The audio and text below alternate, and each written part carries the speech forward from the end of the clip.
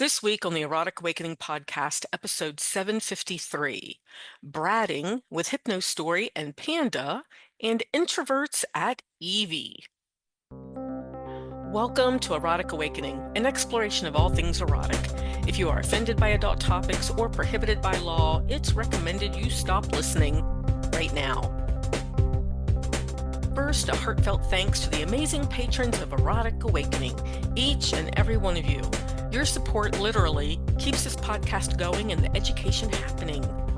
A special welcome to our newest supporter, Bingo. I'm so glad you're here and thanks for your support. I invite each of you to join others in supporting this work so it can continue. Just visit patreon.com/eroticawakening. Every contribution is super important to the continuation of this education. Hi, everyone. I'm Dawn, and I'm here this week to continue the conversation on power exchange, polyamory, sacred sexuality, and everything in between. Well, this week's topic, I interviewed HypnoStory and Panda, more than a few weeks ago on hypnosis, and then we ended up rolling into bratting. So here's that conversation. Well, once again, I am sitting here with HypnoStory and Panda. Hello. But we're going to talk about something a little different tonight. Usually we talk hypnosis, but Yeah. tonight we want to talk about bratting, of which I know nothing about because I don't know how to brat. When I try to brat, people are so used to me being hardcore power exchange, leather woman, blah, blah, blah, that if I try to brat, it goes right over their head. And then later I have to explain it, and then it's not funny. No, yeah. So I tried, and it doesn't work. It doesn't, no. So both of you are brats? Yes. Panda is a brat. That should be interesting. I'm very bratty as a top and dom, and occasionally a little bit bratty as a bottom, and never as a submissive. That if I'm feeling submissive, I have no interest in being bratty. Well, see, that's the thing. I've never had an interest in being bratty as a submissive and never understood it. And to be honest, sometimes I felt it was disrespectful. Oh, yeah. And then people, yeah. So I was a little judgmental around some brats. Yeah. Tell me how this affects your life, how this interacts with your life. Okay, my brain just literally went off in like 5 different directions. I know. Well, I gave you 5 different directions. I have pretty much always identified as a brat because I am a very snarky person. I am not very good at catching the words before they fall out of my mouth sometimes. Like witty banter, cleverness, like more intellectual leaning jokes are more my speed and kind of how I relate and flirt, and that's how my humor works as well. Is like kind of on the edge of teasing, but like with a heavy layer of kind of sarcasm, and throw in some self-degradation that got better as I got older and realized that that was not a thing I should be doing. Because it wasn't good for you. Because it wasn't good for me. Right. So Panda, you're a brat more full time. Is what I think I just heard HypnoStory say. And then HypnoStory, you're a brat some of the time. So God, that's got to be interesting. So HypnoStory, do you ever consider yourself a brat wrangler, which I have heard of before? I don't really. I have never considered brat wrangler or brat tamer as an identity. In general, I have one of two responses to brattiness. One is to just engage with it and roll with it, and whether that, depending on the context, may be pushing against it in a way that feels like wrangly, or maybe, oh, you're trying to get a reaction out of me, so I'm not going to give you one. Because that's the brattiest thing I can do in response. Right, because that's brat meeting brat. Is like me trying to get you to do something to me, and then you'll just go, like, if I don't want to do every night I have to fill like our CPAPs and our humidifier, and we just call it the waters. And so every single night I have to do that. And so usually at night when we're getting ready for bed, Daddy will ask me, "Have you done the waters?" And sometimes I'll be like, "No, Daddy, do," because we have a Daddy Dom little creature relationship, and so that's a part of it. But there will be some times when the brattiest response that they can give me, and they do it, is, "Oh, well, if you don't want to serve me, then I guess you don't have to." Oh. I know. I know. It's very rude, because then like I'll immediately like get really soft and be like, I mean, okay, I'll go do it. But like that's the interesting thing about it for me, is like I think when a lot of people think about brats, they think of just like chaos and Yeah. playfulness and like kind of a layer of disrespect. Most of the time, I'm not that. Like, I'm mostly being the major domo, or like doing our work for the business together, or we're just being together. That really. And the way it comes out in our daily life, that like when we're teaching, it's very much us being who we are, But turned up. but turned up because we're in front of an audience. And so it's not like that here in the house all the time. Neither of us could sustain that level of energy all the time. No. Now, sometimes when we play it is, but often the sort of bratty stuff that we do is much more like a drive-by snide remark about something, Yeah. or like intentionally misunderstanding or acting like one of us misunderstood something. Right, like when Daddy will like ask me to go, if they were like, "Hey, can you go get me some pretzels?" There would be an opportunity when I would come upstairs with 2 singular pretzels, because they didn't specify how many. Right. But when that is the case, I will always then behind my back have the thing that I actually know they wanted, but I want to make the joke because I think I'm hilarious. It's just interesting to me, because I think really what a lot of people don't understand about bratting is that it's mainly a form of communication, that it is being used to ask for something of someone else, usually to ask for engagement, or to ask to be played with, or to be playful with. It is coming out of a desire to have some amount of connection with the other person, and that maybe internally they're not comfortable with straight up asking for the thing. And so this ends up being coping. And what I'm hearing again, like when we've talked about other things, is that it's still a team effort. Mm-hmm. If your bratty is a sub and the dominant doesn't like bratty, then it's just disrespectful, Yeah. or it's not a good match. Yeah. Because sometimes you need to have that brattiness. I mean, I see that in people that I know. They need to have that brattiness to be able to let it out. It's part of their personality. Sure. Uh-huh. So if they're with someone and they're not poly or can't get it out in another way, and they're Mhm. with someone that doesn't enjoy it, it's not going to be fun for either one of them. No. And it doesn't work even for us all the time, right? There are times Panda will do something that normally I would think was cute and funny and whatever, and my response will be, "Hey, sweetie, I am in the middle of concentrating on something that's requiring more brain cells than I have right now. This is not the time for that." But then on the other end of things, there have been times where my girlfriend would initiate something and then go, "Why aren't you bratting at me?" Ooh. Because she wanted my playfulness. But like with her, she is even more dominant than this one. Like, is like will top bottom switch but doesn't power switch. So, and like I worship her, so she's my everything all the time. So like I'm scared in a way to brat at her, or like don't really feel a pull to do that. I just want to be good and like obey her all the time. But there are sometimes she has to literally tell me to brat at her. I was gonna say, does it work if you're not used to bratting with an individual, but you are a brat and you have that capability?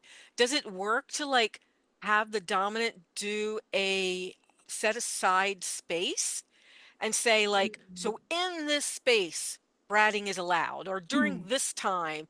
Does that work? Can you switch your brain like that? Yeah, I can, and that actually works really well for me because I'm ADHD. I love a container. I love really clear instructions. So like if I have advanced information that like in this room or like in this scene this thing is desired, then it's grand. And you just let it loose and here Yeah. we go. Well, and like it's funny because like it doesn't come off as aggressively as I think she like anticipated at first, because it's not like I've been holding it in and all of a sudden I'm letting it go. It's just I've been going like, "Oh, that's not the space for this right now." And it doesn't bother me because I know that I can have an outlet like with my friends or like and literally anywhere else, like socially. Also, your style of bratting is a little softer than the other two friends of ours that she has a lot of experience with brats. That's true. Because we think there's a bunch of different kinds of brats. Yeah. Yeah. And oh, and the thing I keep meaning to say and then forgetting is that, like with anything else, bratting is contextual, which I think a lot of people don't realize. So if you see a brat engaging in public with somebody in a way that you don't like, I've had people come up to me and be like, "Oh, remind me not to play with you." And I'm like, because Oh, I would engage with you like I would engage with anyone else. Like, bitch, please. Like, we need to negotiate that first. right. So, like, it's very relationship and context dependent. And it is with most people. Like, the only reason that I think brats have really gotten a bad rap is because, especially in social situations, when there have been people who identify as brats who use bratting to recuse themselves of personal accountability. Yes. Yeah. And that's non-consensual bratting, and that's shitty.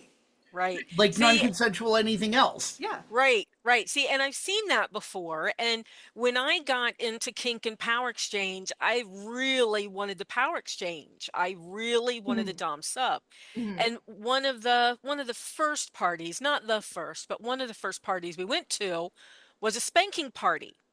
Mhm. And they frowned upon power exchange. People were there to play. They frowned upon power exchange. Like, I mean, I was into my wanting to wear the collar, wear the leash, Mhm. two steps behind, Yeah. that's my fetish. So we Mhm. get there, and these people that I knew who were submissives in the same sort of power exchange as I was, they were now tying shoelaces under tables of dominance and Oh. and all this sort of bratty stuff Mhm. so that they could get taken to court and be Mm. dished out punishment, which was spanking.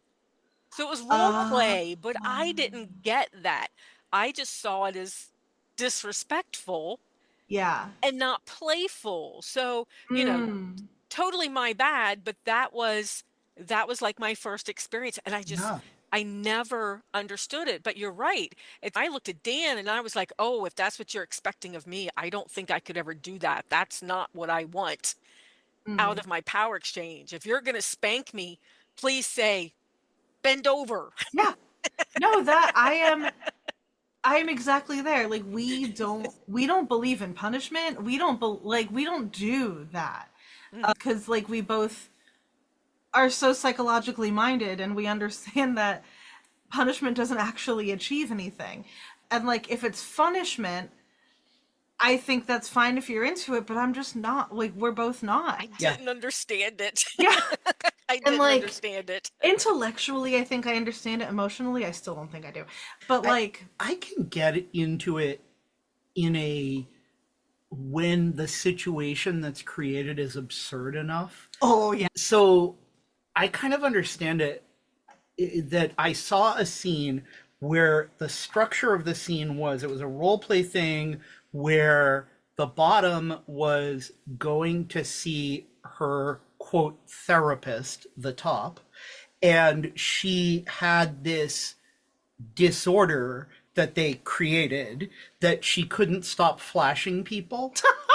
And that she believed that the only solution to that was to have it beaten out of her by spanking. Like, okay, this is totally ridiculous, off the wall scenario that has been cooked up that has nothing to do with who those people are in real life. Or it's like when you freeze me when I'm leaving the bedroom because you go like, you didn't ask me permission to leave. We don't have that protocol. Like, they just made it up in the moment.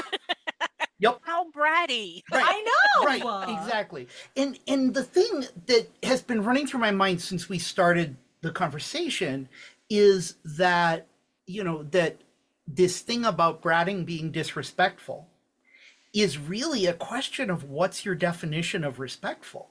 And if respect is going to be a part of your power exchange, then I think it's a really important thing to talk about. What does respectful mean to you? Talk about what your words mean. Because, you know, like, for instance, you mentioned the 2 paces behind thing.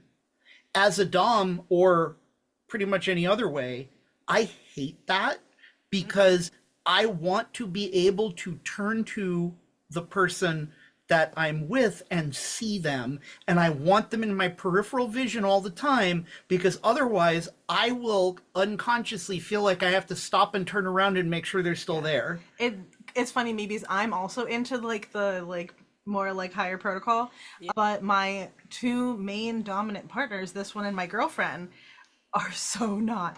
Like, they want me as a companion submissive, like a pet, which I very much am a pet in many ways. But like, I would enjoy a higher protocol, but that's not what they want. That was my happy year.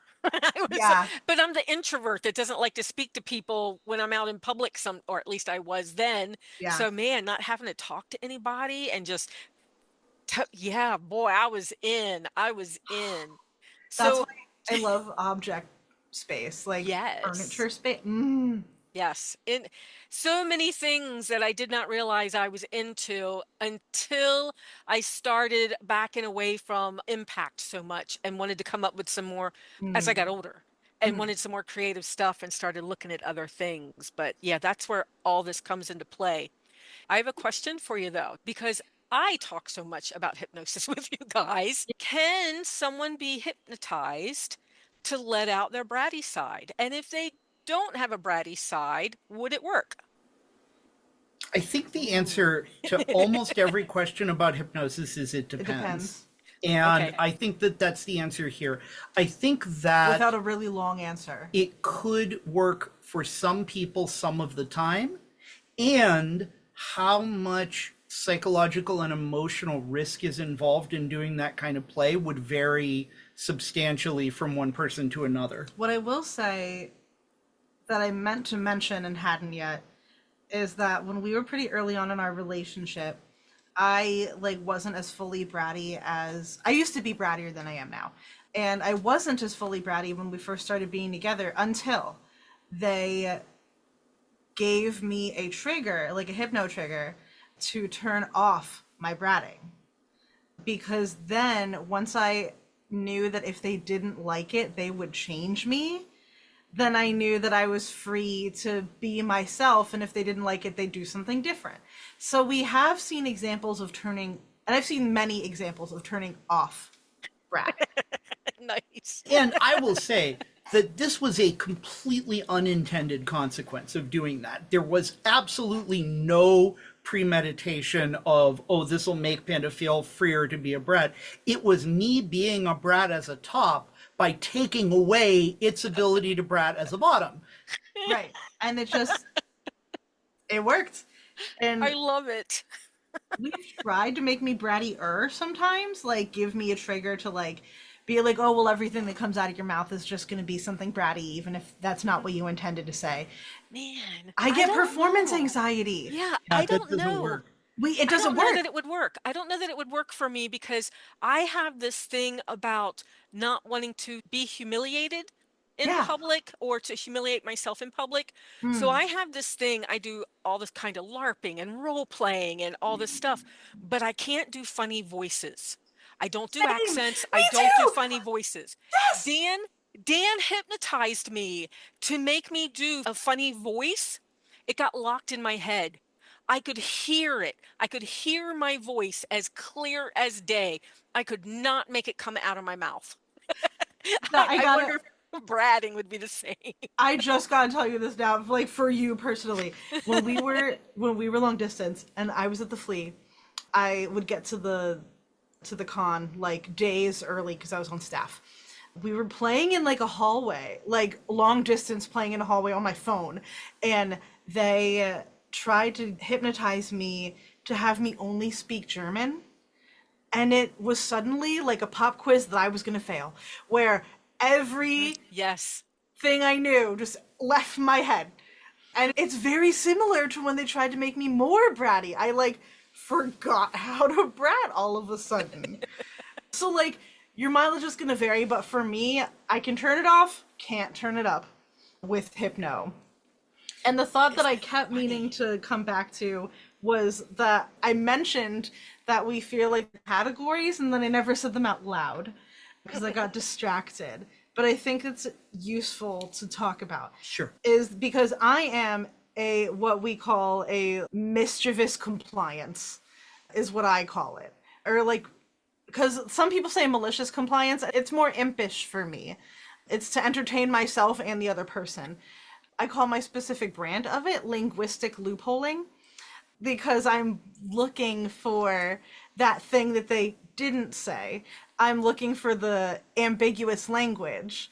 And that's my happy place. It's where I live in terms of That what I think means is funny. that means my brother-in-law. I'm staying with my sister right now. That means my brother-in-law is a linguistic loopholer with my sister. Yeah. Oh my God, he is a brat. Yes. And so there's that, but then I don't think a lot of people think about that Yeah. when they think of bratting.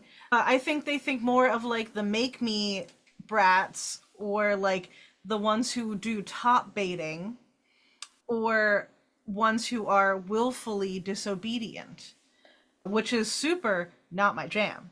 No shame against people who Mm-mm. play with that in their relationship. Don't get me Sure. wrong. It's just not how I personally operate. But I understand that they're basically like people who brat like that are kind of looking for a reason to be brought back down. Hmm. It's a game of initiation and like cause and effect. Yeah, I Mm. have a metamor that our mutual partner is dominant with both of us. And my metamor and my dom play this that their sort of the game, the ongoing game of their relationship is the submissive being disobedient, specifically to be punished. And it really took me aback the first time I spent a lot of time with them together and saw that dynamic playing out. And I was like, okay, I don't understand this. They seem really happy, but they're going after each other, punishing the sub a lot in what to me were extremely harsh physical ways, Hmm. like pretty intense biting and pinching and that kind of stuff. And it eventually, over a day or two became clear that, like, oh, this is just the game they've decided to play Right. that is one of the foundational things of how they play with their power exchange because they both enjoy it. Yeah, I mean a game is like probably the best way to put that because like they very much are like in a power exchange relationship. Hmm. Uh, but like that seems to be like the one of the core ways in which they engage in play. Yeah. So, well, it sounds like it's probably even a bit more than play. Like you said before, Panda was a way of communicating, a way of Yes. initiating, a way Yes. of bringing in that. So instead of, and maybe along with Mhm. ritual and protocol, Yeah. they have this extra element. Yes. Yeah. Yes. Nice. Yes. Hmm. Absolutely. I'm I just like, thoughts for people uh-huh. I need to Yeah. draw in my life. Ooh, I And love that. and I have a play partner, Forsaken Ashes, who I have permission to name in this situation because we just taught a class on this, and she is very much a make me brat. Like definition. Like, will literally, I do something to drop her into hypnosis and she looks at me and says, make me. And the thing that's interesting is she says it in a really defiant way. But what Mhm. she actually means is, please, I'm begging, force me into this Mhm. situation that we both know I want to be in. I just want to fight you and lose. Fun. It is which fun. which is exactly what my motivation is also. That's one motivation for you. I think the other big one, which I think maybe even comes up more often, is surprise and delight. That and that a lot of the bratting that we do at each other sort of casually on a day-to-day basis is very much of the surprise and delight variety, Yeah, that it's it's just like, to surprise and delight you. Like to be the a source of entertainment for my partner is very that is true. That is a very real motivator for me because they think it's cute and funny and I like making them laugh. Nice. I like seeing my partners happy.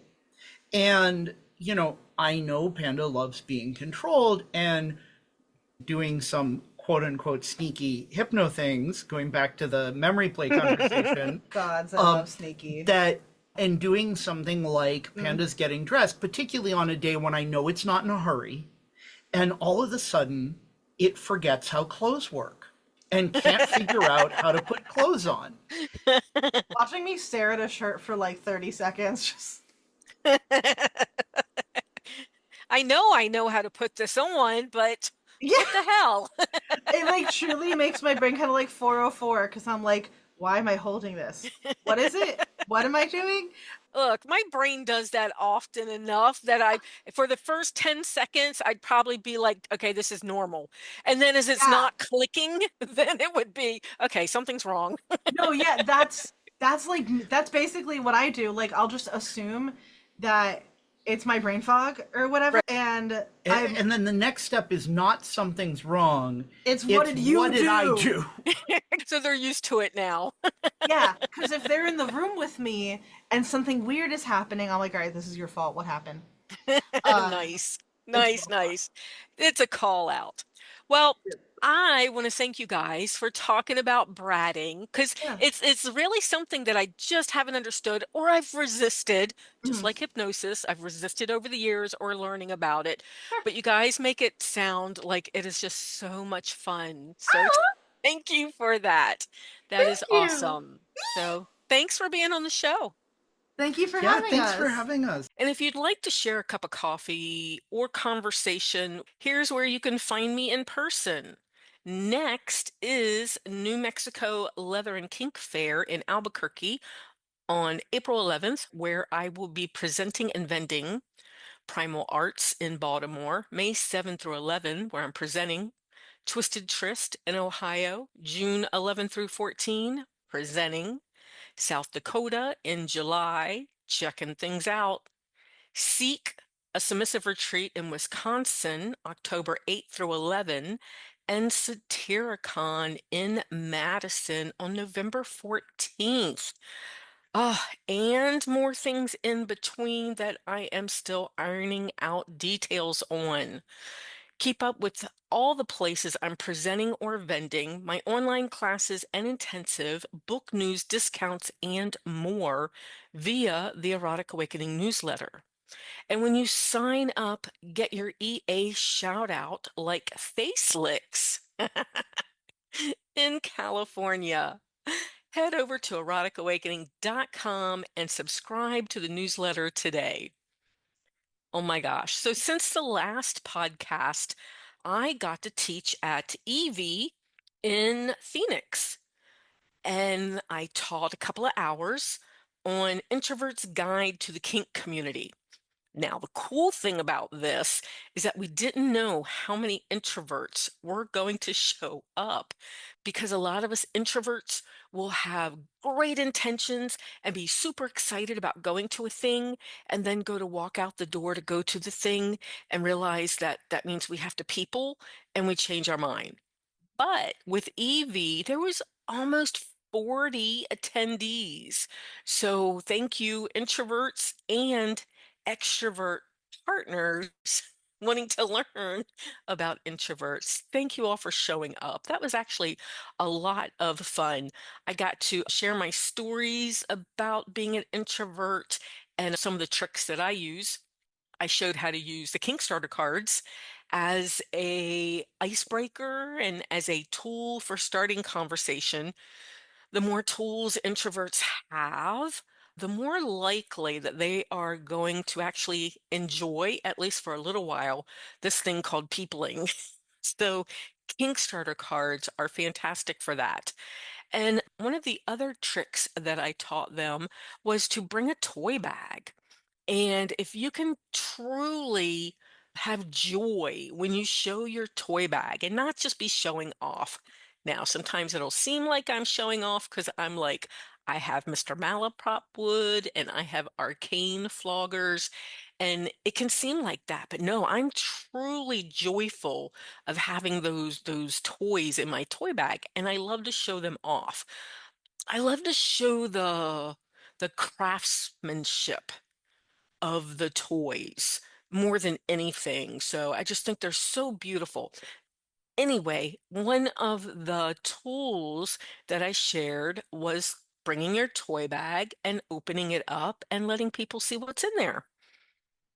Another way to start conversations that I shared, and I share this in the flirting class as well, but it comes in handy with introverts, is the realization that tattoos and jewelry are ways to start conversations. And if someone comments on your tattoo, your jewelry, your clothing, whatever, it could be an opening to a conversation. So keep that in mind. Don't just say thank you. Say thank you and have something to contribute. If you are at a munch, another hint, don't have your nose buried in your phone looking unapproachable. All of us are probably going to pull out our phone at a munch to look something up or anything like that. Just don't have your nose buried in it, because no one's going to interrupt you. They're going to assume you're busy. And then the other thing that I like to remind people when it comes to us introverts, we're not broken. We are not necessarily antisocial. We just don't do small talk. We just have a different way of interacting with the world than extroverts do. And extroverts are the ones that are portrayed on TV and in movies. Because if introverts were portrayed on TV and the movies, okay, sometimes there's a few characters that are, we'd be reading books all the time, or doing crafts, or doing things by ourselves. Anyway, it's just how we relate with the world. Something to keep in mind. So this was a great meeting. I really enjoyed myself. So introverts at EVEE. Now, while I was in Phoenix, I also got to play with the self-professed kink dispenser, and I am going to have him interviewed soon and on the show. All right. If you want to get in touch with me for any reason, currently I can be found at Dawn_Awakening or Erotic_Awakening on FetLife, Erotic Awakening on Instagram, EA Podcast Dawn on TikTok, or just email me at dawn@eroticawakening.com. Be a part of the Erotic Awakening podcast community. You can become a patron of the show and get early access to the podcast, a free copy of the audiobook Polyamory Toolkit, free ebooks, discounts on monthly Zoom classes, member-only Discord, Not Safe for Work channel, and more. Find all the goodies at patreon.com/erotic awakening today. And help others find the show. Give us high ratings wherever you listen to the podcast, and most importantly, tell your friends. Join the conversation with other listeners. Use the links from the Erotic Awakening website for our interactive Discord channel, open to all listeners. Until next time, may your journey be filled with passion, joy, and a bit of naughtiness. Bye, everyone.